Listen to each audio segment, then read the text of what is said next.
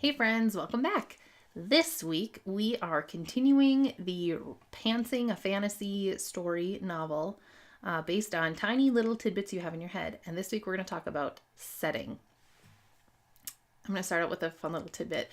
So when I joined my critique group that I'm part of right now, one of my critique partners kept telling me as he was going through the first few chapters, like, this sounds like a milieu-based story, and he just kept using this word over and over and over again, and I had no idea what he was talking about because I'd never heard that before. So, like any technologically bent human, I hit Google and tried to figure out what he was talking about. And turns out what he meant is a setting-based story where the setting is essentially a character or one of the main characters of the story. And now that was not my intention at all because I'd never even heard of that term before.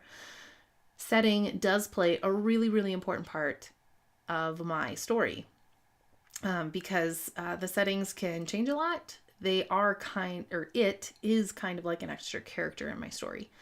But what if you are writing a story and all you have is the world in your head? Like, I thought of this world and it's underwater, which is not very common in fantasy.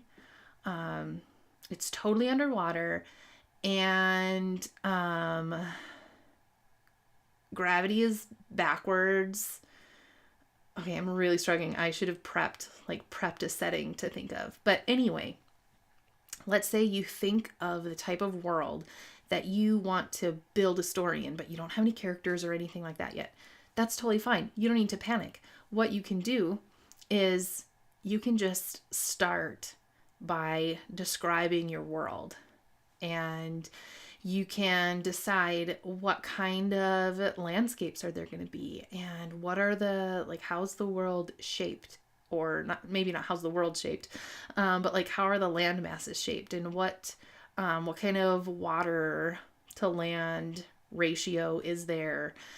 What different features, like, are there mountains? Are there plains? Where are they? How are they connected to each other?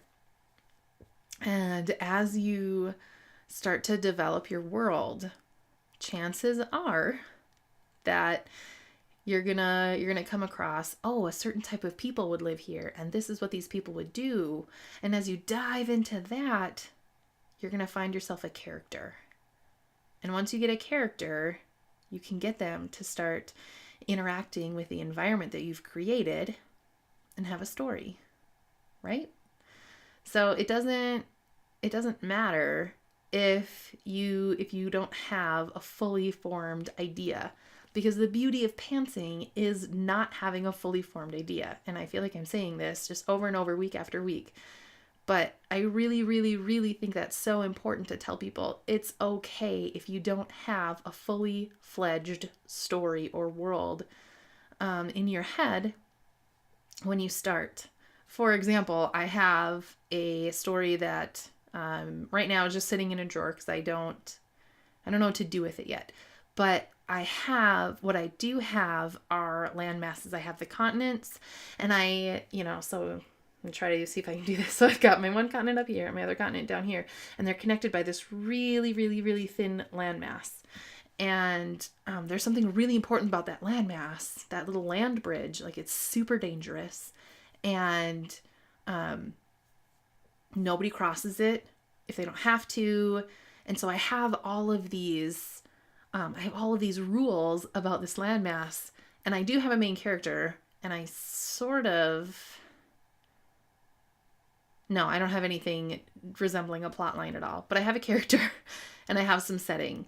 And, but I've really, really started to develop and work through this world, and especially with that little land bridge, and, trying to figure out what that is.